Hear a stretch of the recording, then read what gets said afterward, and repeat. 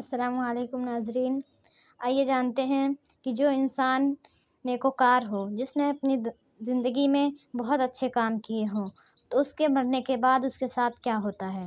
جب انسان مر جاتا ہے تو گھر والے اس کو دفن کر دیتے ہیں اور گھر چلے جاتے ہیں۔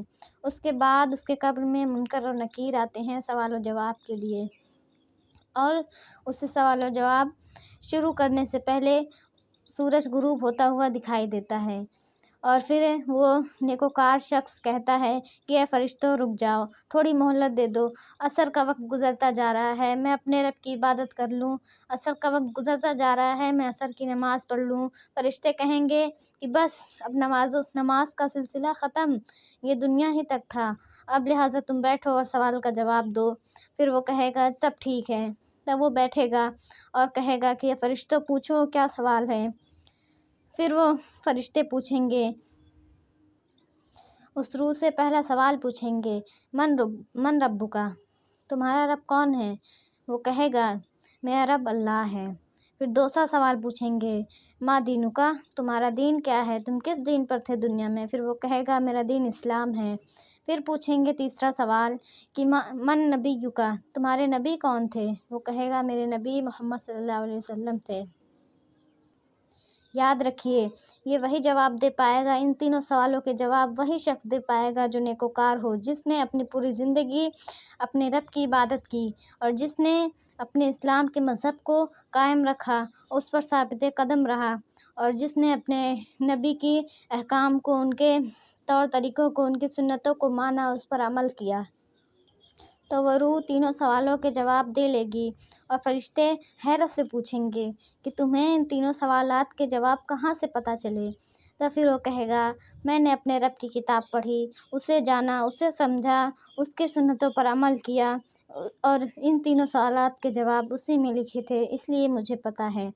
پھر فرشتے اسے ایک خوشبودار کفن میں لپیٹیں گے اور اسے اچھے اچھے ناموں سے پکاریں گے، جس نام سے وہ دنیا میں پکارا جاتا تھا، اور اسے اس کفن میں لپیٹیں گے اور اسے پہلے آسمان کی طرف لے جائیں گے، اور پہلے آسمان کے فرشتے اس کے لیے دروازہ کھولیں گے اور کہیں گے کہ اے خوش روح، آؤ، تمہارا استقبال ہے۔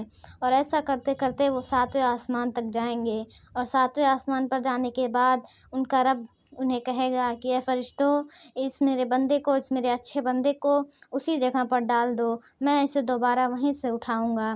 پھر اسے قبر میں لا کر ڈال دیا جائے گا، اور فرشتے کہیں گے کہ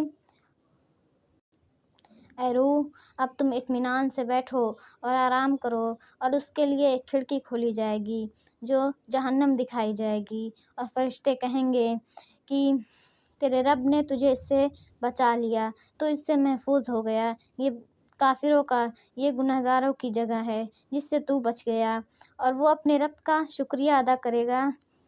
پھر اس کے بعد ایک کھڑکی کھولی جائے گی اور اسے جنت دکھایا جائے گا، اور فرشتے کہیں گے کہ یہ ہے تیرا مقام، یہ ہے جنت جس میں تجھے جانا ہے، اور وہ روح مچل اٹھے گی، وہ خوش ہوگی کہ اے فرشتوں، یہ کھڑکی کھول دو، اور اس کے لیے یہ کھڑکی کھلی رہے گی، اور وہ جنت کی کچھ ہوائیں محسوس کرے گا، اور وہ کہے گا اے رب، تو قیامت جلدی قائم کر، تاکہ میں اپنے رشتہ داروں کو بتاؤں، اپنے گھر والوں کو بتاؤں کہ میرے رب نے میرے اعمال کے بدلے مجھے کیا دیا ہے۔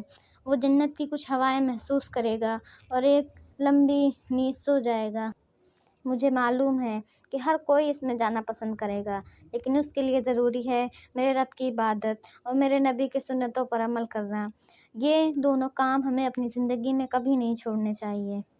اگر آپ کو ہماری ویڈیو پسند آئے تو ہمارے چینل کو لائک کریے اور سبسکرائب کیجیے۔ السلام علیکم ورحمۃ اللہ وبرکاتہ۔